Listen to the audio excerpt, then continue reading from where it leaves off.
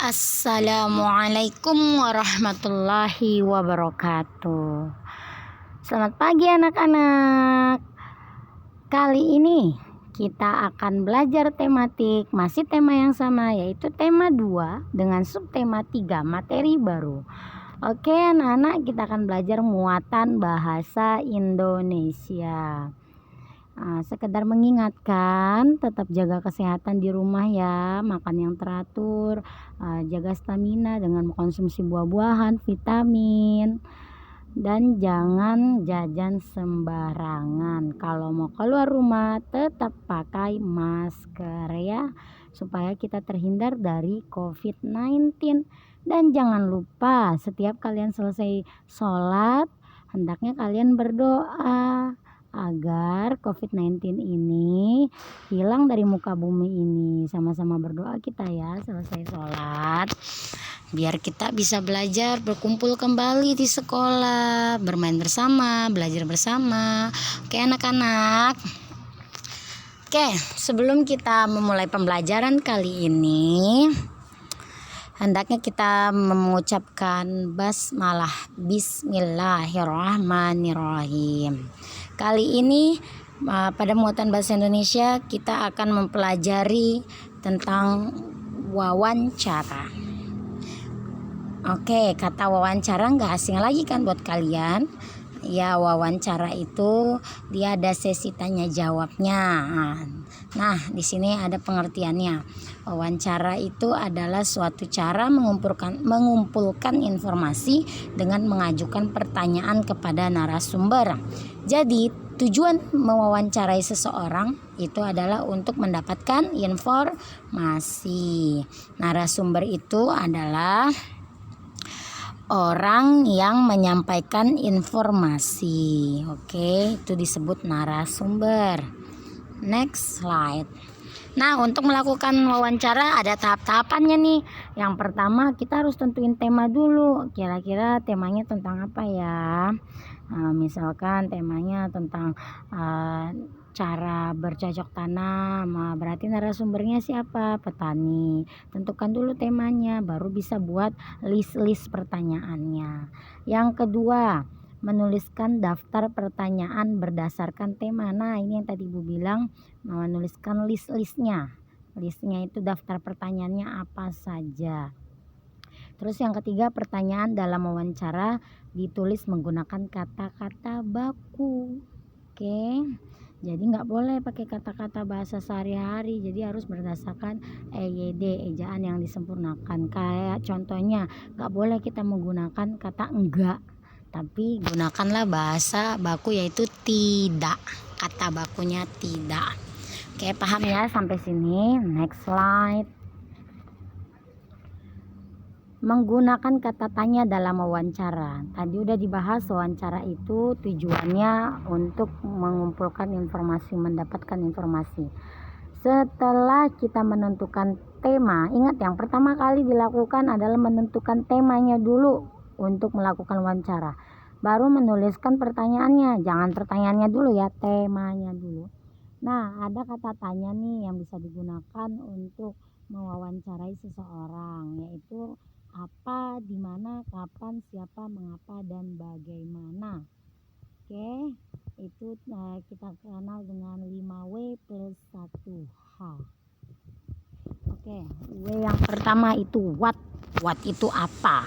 Apa itu digunakan untuk menanyakan penjelasan mengenai suatu hal atau benda. Oke, contohnya apa yang kamu makan? Itu contoh pertanyaannya, tapi bukan pertanyaan wawancara, cuman pertanyaan singkat aja. Nah, apa yang kamu makan? Jawabannya yang saya makan, misalkan saya makan burger dan kentang goreng. Nah, kan itu membutuhkan penjelasan kan. Nah, anak-anak suka keliru nih antara apa sama apakah. Apa sama apakah beda ya. Kalau apakah itu dia jawabannya singkat iya atau tidak. Apakah kamu sudah makan? Nah, baru jawabannya iya. Sudah makan atau enggak? Belum, tidak. tidak, saya belum makan. Oke, beda ya.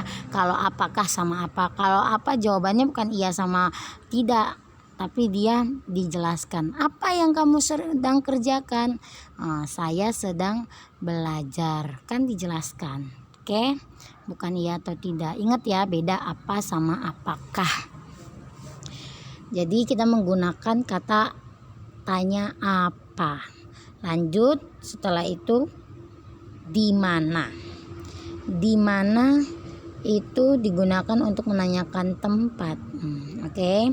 Terus lagi kapan. Kapan biasanya menanyakan waktu.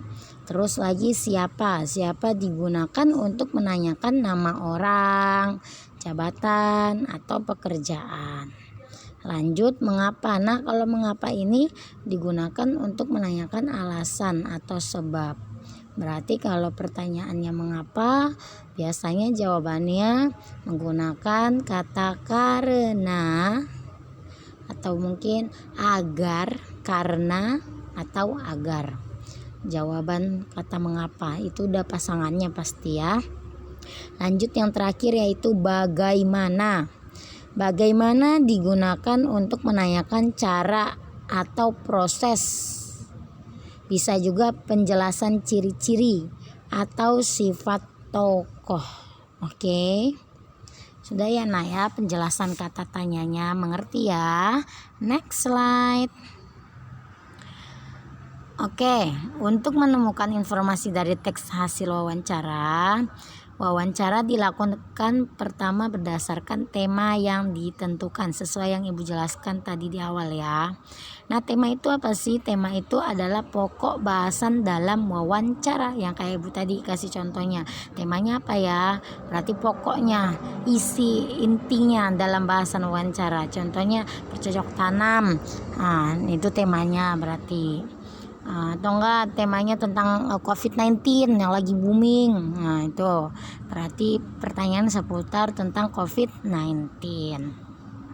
Oke, pertanyaan dalam wawancara umumnya menggunakan kata tanya. Tadi udah dibahas ya, menggunakan kata tanya 5W plus 1H. Kalau bahasa Inggris, W-nya itu yang pertama what, yang kedua where, yang ketiga when, yang keempat who, yang kelima why, mengapa. Dan 1H-nya yaitu how, bagaimana. Oke.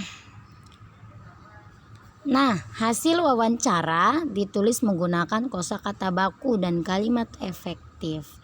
Jadi harus kata-kata yang baku sesuai dengan kamus ya, kamus besar bahasa Indonesia. Oke, kalian bisa coba cari di kamus. Kalau misalkan kalian ragu dengan kata-katanya baku atau enggak, kayak contoh yang tadi Ibu bilang itu enggak boleh menggunakan kata enggak, tapi tidak kalau dalam penulisan hasil wawancara.